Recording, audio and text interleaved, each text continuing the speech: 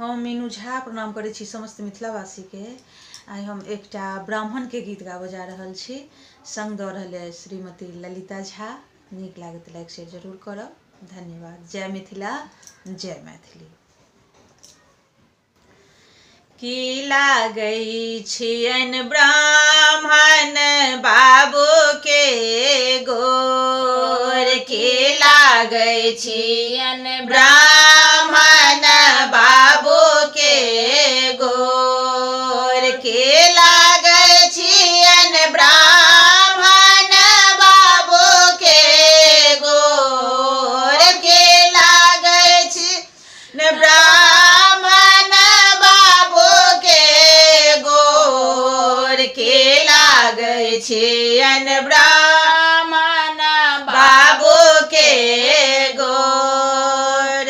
फूल लोढ़ा गेलहुँ बारे, फूल लोढ़ा गेलहुँ बारे, सारे लटके गेल डारे, सारे लटके गेल डाल के फाटे गेल आचरा के कोर, के फाटे गेल आचरा के कोर, के लागै छियनि ब्राह्मण बाबू के गोर, के लागै छियनि ब्राह्मण बाबू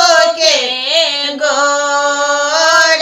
गहबर निपैते ब्राह्मण, तार हाथ खियाए गेल, खियाए गेल तार हाथ के कोर, खियाए गेल तार हाथ के कोर, के लागै छियनि ब्राह्मण बाबू के गोर, के लागै छियनि ब्राह्मण बाबू के गोर।